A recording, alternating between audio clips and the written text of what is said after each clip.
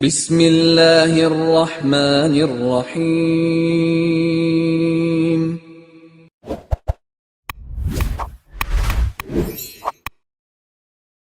السلام علیکم ورحمۃ اللہ وبرکاتہ۔ ان الحمد للہ نحمده ونستعینه ونستغفره ونستهدیه والصلاة والسلام على سید المرسلین محمد وآلہ وصحبہ اجمعین، اما بعد۔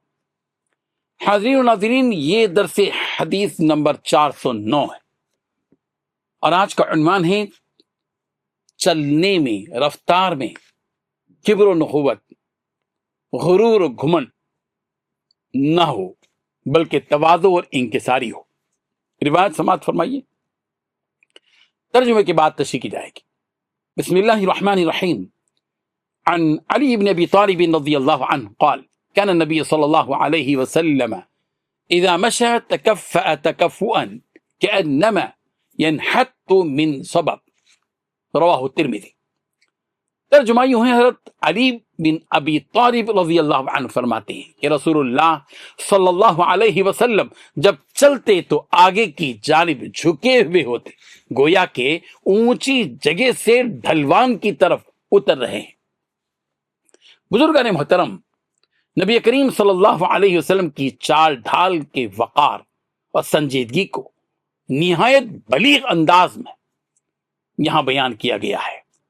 بیان کرنے والے ہیں حضرت علی رضی اللہ عنہ، جو پیارے پیغمبر صلی اللہ علیہ وسلم کے داماد بھی ہیں، چچا زاد بھائی بھی ہیں، اور رسول رحمت صلی اللہ علیہ وسلم کے بارے میں فرماتے ہیں کہ رسول اللہ صلی اللہ علیہ وسلم جب چلتے تو قدرے تھوڑے سے آگے کی جانب جھکے ہوئے ہوتے تھے، پوری طرح جھکے ہوئے نہیں، قدرے تھوڑا سا جھکے ہوئے ہوتے تھے، گویا کہ کسی اونچی جگہ سے نشیب کی طرف، ڈھلوان کی طرف اتر رہے ہوں۔ اس انداز سے رسول رحمت صلی اللہ علیہ وسلم کی تواضع، عاجزی، انکساری جھلکتی ہے، اور واضح ہوتا ہے کہ آپ علیہ الصلوۃ والتسلیم کا چلنا نہ تکبر پر مبنی تھا، نہ سستی پر۔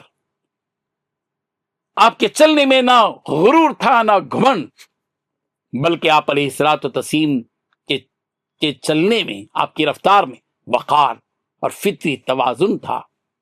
رب ذوالجلال ہم سب کو ہماری رفتار میں، ہماری گفتار میں پیارے پیغمبر صلی اللہ علیہ وسلم کی ان سنتوں کو اختیار کرنے کی توفیق عطا فرمائے، آمین۔